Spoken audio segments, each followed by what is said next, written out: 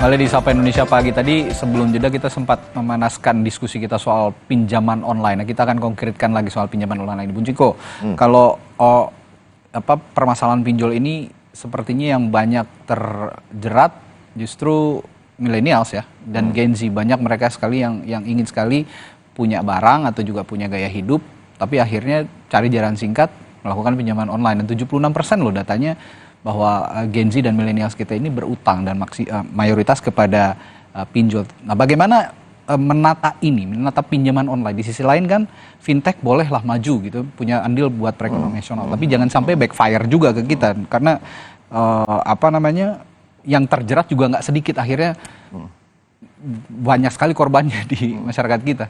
Bagaimana menata ini? Ini loh yang saya selalu pikirkan soal digitalisasi ini kan suatu keniscayaan. Disrupsi ini nggak bisa dihadang begitu aja, ya kan? Kita mau memberikan regulasi seketat apapun, akan selalu ada disrupsi, akan selalu ada celah-celah yang mereka akan tetap mendesak kita masuk. Akhirnya kembali tadi soal literasi keuangan, itu penting. Yang kedua tadi kata kunci yang saya dapat cuma satu, gaya hidup. Ya, masyarakat ini yang paling penting adalah kita nggak bisa menciptakan dunia yang ideal. Yang kita bisa ciptakan adalah anak-anak muda yang kuat menghadapi dunia yang begitu keras. Nah itu, ini artinya soal kultur berarti ya? Apa? Soal kultur dan budaya, dan ini bisa masuk kok ke dalam kurikulum kita, bahwa kita juga hal-hal seperti budi pekerti tadi, seperti empati, seperti hal-hal untuk literasi keuangan tentunya ya, bagaimana kita mengatur keuangan kita dan lain-lain ya kan.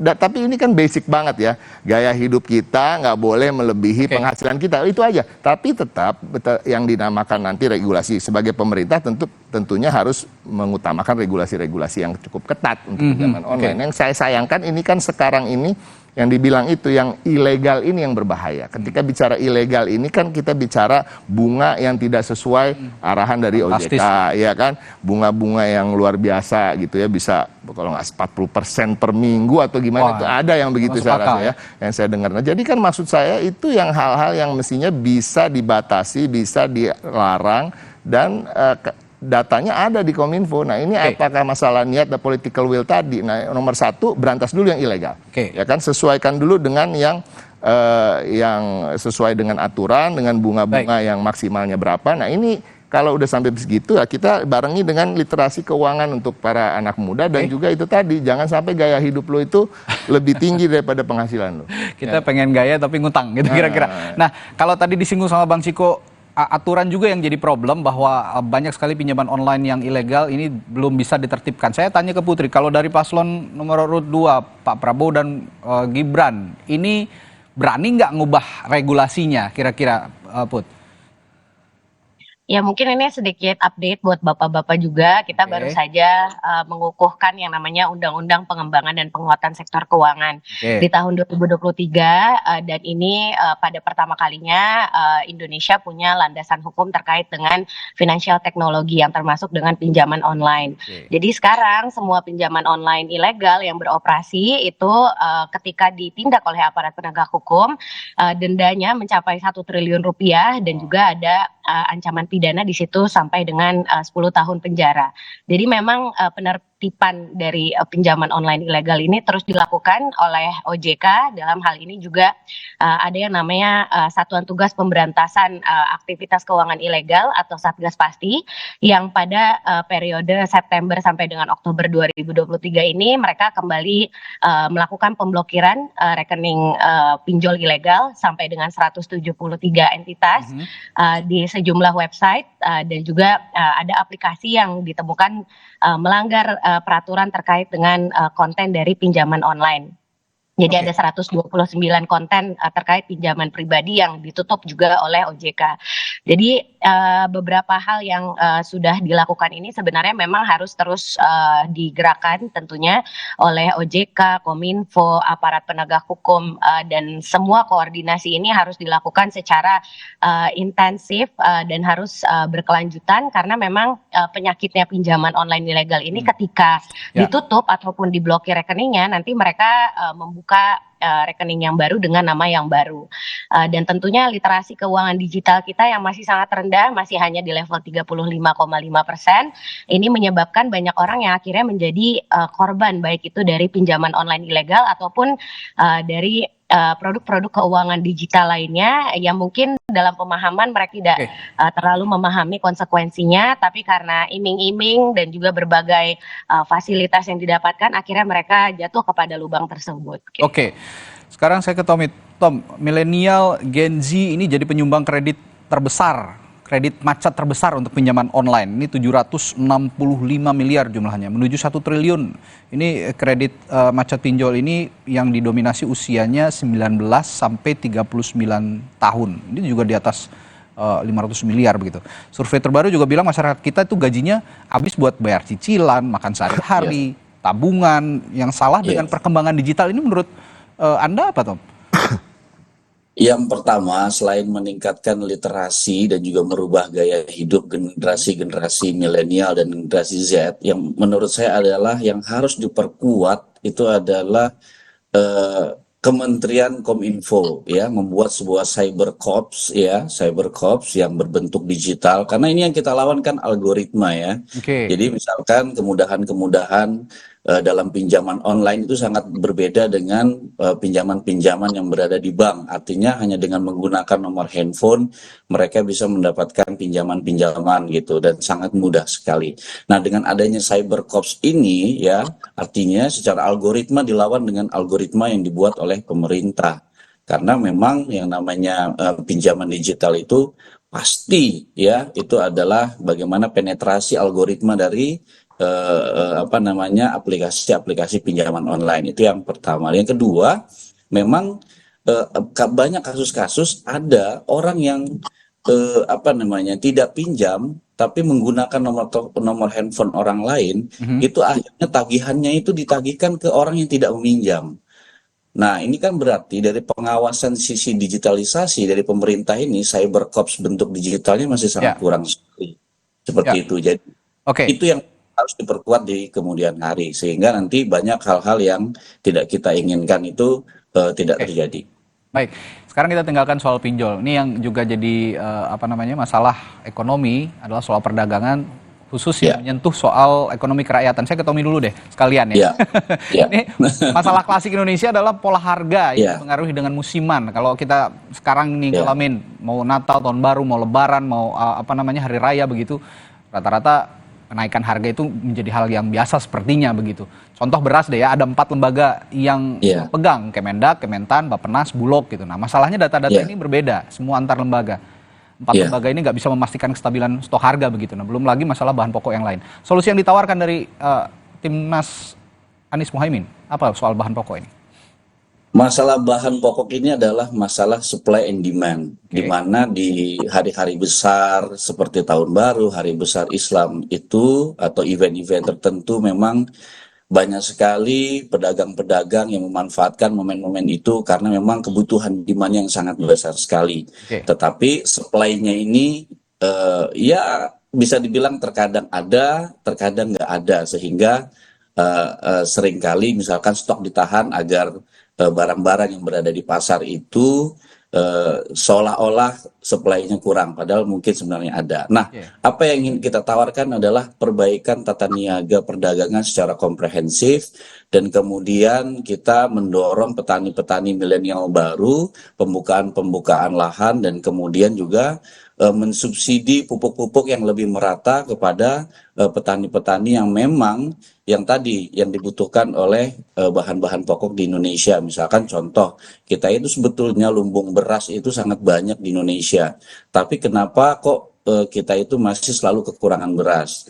Nah, penelitian terkait dengan varietas beras-beras yang misalkan tahan untuk kondisi cuaca panas dan lain sebagainya, itu juga R&D-nya perlu kita dorong. Jadi memang perbaikan dari sisi tata niaga, dari sisi research dan juga lain sebagainya itu memang masih sangat kurang sekali di kita. Nah, untuk itu kita akan perkuat dari sistem tata niaganya, dan kemudian menertibkan orang-orang distributor besar, perusahaan-perusahaan besar yang memanfaatkan momen-momen seperti Tahun Baru dan juga momentum hari besar Islam itu untuk menahan barangnya, menaikin harga-harganya. Padahal sebenarnya indeks-indeksnya itu sudah ada di Kementerian Perdagangan harganya, tapi seringkali itu itu. Oke, Dan baik.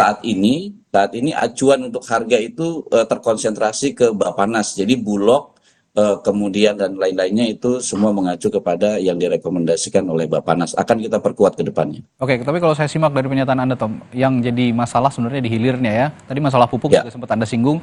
Kalau memang pasokan tidak memenuhi ya solusi untuk kebutuhan bahan pokok yang harganya tidak stabil ini ya susah juga distabilkan. Ya, kalau soal itu saya ke Bung Ciko deh. Berani nggak kira-kira melakukan amnesti data? Karena data ini juga banyak yang nggak cocok dari 4 lembaga ini. Kemudian menyepakati data yang baru dari 4 lembaga ini. Bagaimana memastikan pemerintah agar semua lembaga yang punya kaitannya dengan kestabilan bahan pokok ini bisa sinkron gitu loh datanya. Memang itu yang akan menjadi salah satu program unggulan di visi misi kami ya, penyatuan data. Penyatuan data ini penting ya, synchronizing all the data yang ada dari berbagai kementerian yang berbeda tergantung kepentingan-kepentingan cara mereka melihat data juga. Bukan kepentingan yang buruk mungkin, tapi kan ada cara-cara dengan filosofi-filosofi cara melihat data yang berbeda dari setiap kementerian gitu ya.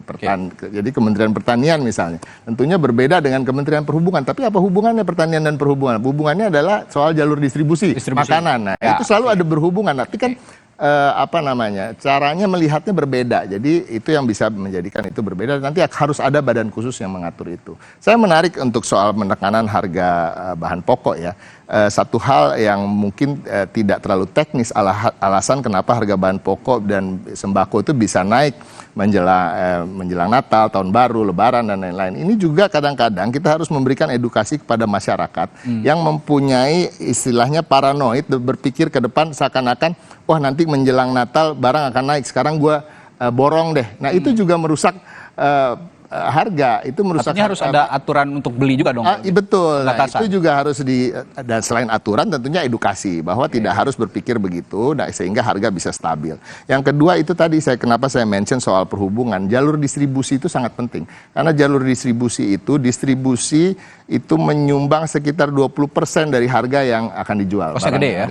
Barang apapun itu. Punya pengaruh besar juga. Ya. Jadi ini yang perlu disinkronkan kerjasama antara Kementerian Perhubungan, Pertanian, Perkebunan dan lain-lain lah. Itu juga kedepannya harus kita perhatikan. Nah ini yang menjadi hal-hal yang lain tentunya adalah itu tadi ada yang nakal-nakal menimbun bahan pokok ya kan. Ini juga merusak harga. Nah jadi di situlah yang diperlukan kita istilahnya sidak ke pasar-pasar. Nah, tapi kan ini sangat basic ya, dan ini yang saya lihat selama ini hal yang banyak hanya dilakukan itu. Kita nggak bicara soal sinkronisasi soal jalur distribusi dan tadi edukasi kepada masyarakat untuk tidak terlalu mengantisipasi berlebihan kenaikan harga bahan pokok. Karena kadang-kadang itulah mereka yang menyebabkan kenaikan harga bahan pokok karena mereka udah memborong dia sebelum-sebelumnya. Oke, tadi Tommy soal pupuk, ini soal distribusi, jalur distribusi itu kaitannya dengan perhubungan. Kalau Putri dari Prabowo Gibran, nih kayaknya kalau Putri ke Dapil juga banyak keluhan banget dari emak-emak nih soal harga bahan pokok yang terus merangkak.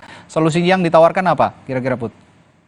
Ya, Pak Prabowo dan Mas Gibran ini sangat berkomitmen untuk merevitalisasi dan juga memperkuat koperasi unit desa ataupun KUD. Kita juga berkomitmen untuk merevitalisasi pasar rakyat dan juga penguatan kelembagaan masyarakat yang bekerja di sektor pertanian, sektor kehutanan, perikanan, dan juga kelautan dan juga peternakan, terutama UMKM dalam hal ini.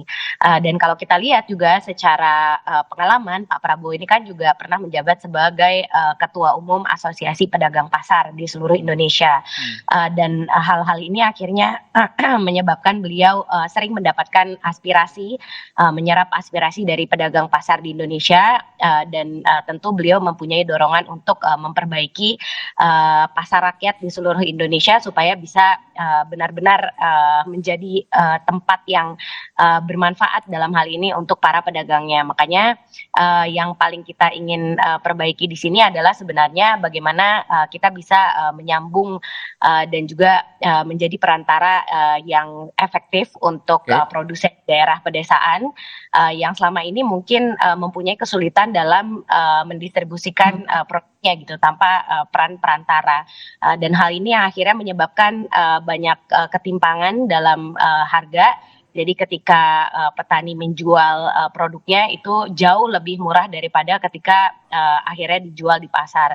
Dan hal-hal seperti ini nantinya yang akan terus kita perbaiki supaya para petani dan juga para peternak di desa-desa kecil itu tidak lagi kesulitan dalam hal ini, dalam hal menjual produknya sesuai dengan modalnya mereka. Ini sebenarnya banyak sekali yang masih bisa kita bahas ya kalau dari sisi ekonomi, belum lagi kita ngomongin masalah UMKM gitu ya, belum lagi ngomongin APBD, tapi besok di Sapa Indonesia Pagi kita juga akan bahas hal itu. Dan hari ini kalau boleh saya simpulkan bahwa digitalisasi industri ini juga bisa menolong sebenarnya, tapi bisa juga harus ada regulasi yang ditekankan oleh pemerintah supaya angkatan kerja kita juga tidak tersisih oleh digitalisasi industri. Ngomong-ngomong soal bahan pokok juga tadi idenya sudah diungkapkan ya masing-masing. Kalau Tommy tadi soal pupuk jadi concern, Bang Ciko soal distribusi dari perhubungan, bagaimana menyinkronkan data termasuk dengan data perhubungan, dan tadi Putri soal koperasi unit desa yang akan dimaksimalkan kembali. Sepertinya itu yang akan jadi solusi-solusi, nanti juga akan diungkap lebih jauh di debat Cawapres pada tanggal 22 Desember hari Jumat. Jadi pastikan untuk ditonton Putri juga. Harus yang ngasih masukan ke Mas Gibran, dia cerdas dia. Boleh lah Putri. Jadi bapak-bapak dan ibu inilah yang pagi hari ini sepertinya akan memberikan insight buat para cawapresnya nanti yang akan berdebat hari Jumat. Baik, terima kasih Tommy, Putri, dan juga Bang Ciko telah bergabung bersama kami di Sapa Indonesia Pagi. Seru diskusi kita pagi hari ini. Kita akan lanjutkan lagi besok diskusinya soal ekonomi. Terima kasih. Saudara. Terima kasih. Assalamualaikum. Waalaikumsalam warahmatullahi wabarakatuh. Saudara, masih ada informasi menarik lainnya setelah jeda di Sapa Indonesia Pagi. KPK menetapkan Gubernur Maluku Utara Abdul Ghani Kasuba beserta 6 orang lainnya sebagai tersangka kasus proyek